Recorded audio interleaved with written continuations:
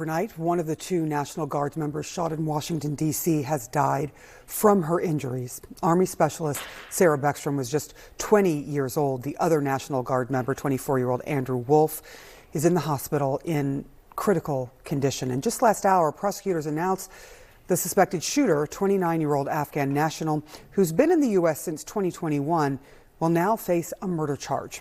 With us now is Democratic Congresswoman from Pennsylvania, Madeleine Dean. Thank you so much for being here. Congresswoman Dean, this morning we're learning these new details of the first-degree murder charge against the suspect who is accused of shooting Sarah Beckstrom, the National Guard member. I just want to get your thoughts this morning on what happened there in D.C. Well, it's good to be with you, and I hope you and your family enjoyed a restful Thanksgiving, but aren't we all heartbroken at this Thanksgiving tragedy? This beautiful young woman, 20 years old, Army Specialist Sarah Beckstrom, taken, shot the day before Thanksgiving and dies on Thanksgiving. What a uniquely sad, sad horror. And of course, we are all praying for Army Staff Sgt. Andrew Wolfe, 24 years old. You know, we take a look at this time of year, our troops deployed around the world, in this case, in the heart of Washington, D.C., just blocks from the White House, and how proud we are of these troops and how we see commercials for them. And our hearts are warmed that they are serving us, but also worried for them. This is just such a horror. It's hard to make any sense of it whatsoever. But I'll just start by saying I'll continue to keep these members and their families in my prayers.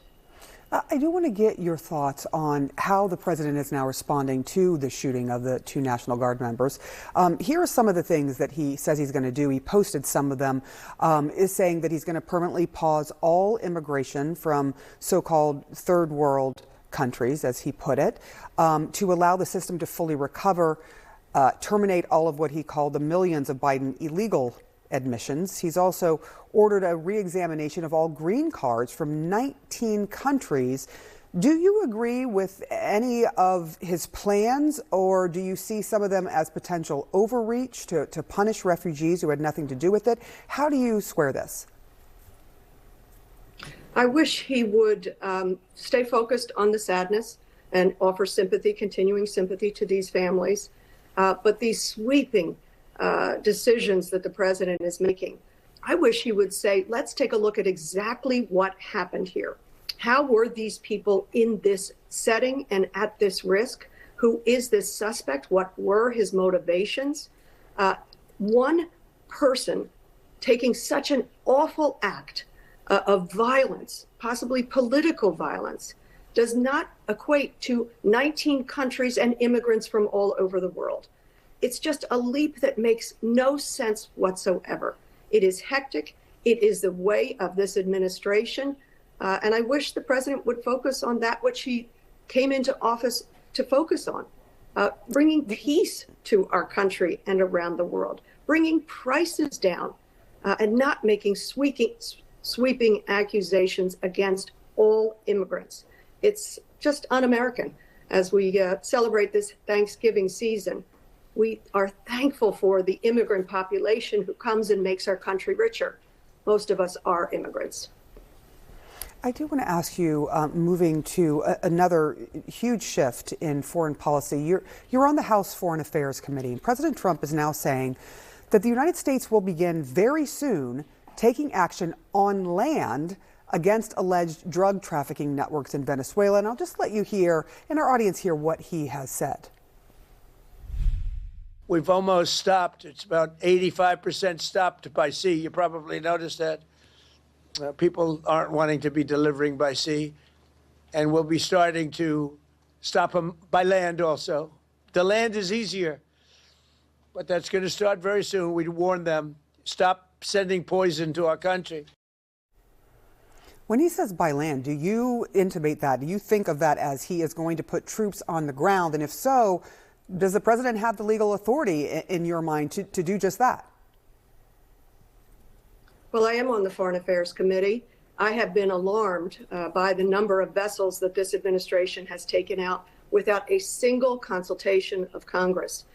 Just last week, I guess it was, I took a look in a skiff, because I'm a member of Foreign Affairs, at some documents around the sinking of these vessels and the murder of the people on those boats.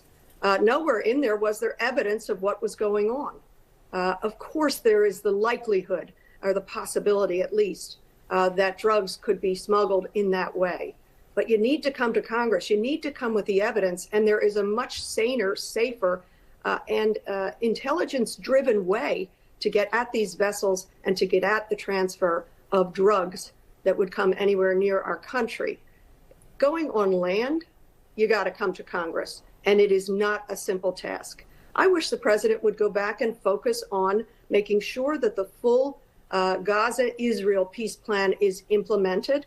I wish the president would, in a non-hectic way, deliberate and send serious people to discuss and to implement peace in Ukraine, peace for the people of Ukraine, and now to threaten another war. This is just one hectic administration move after another. Think about it. The president was in office for 4 years. He then had 4 more years to prepare to come back. You would have thought he would surround himself with more serious people and get at the business of peace and prosperity for this country. It is interesting what you say, and notable what you say about the fact that you have seen documents. You said you went to the skiff to look through some of the documents when it comes to Venezuela, and you said you saw no evidence of sort of drug running in those documents at all? What I can say is I can't tell you what was in the documents, but I wanted to see specific evidence about each of these vessels. I didn't see it. All right. Well, we'll have to wait and see. If you get more details, we'll certainly have you back. Congresswoman Dean, thank you so much. I do appreciate you coming on this day after Thanksgiving. Brad? Good to be with you, Sarah.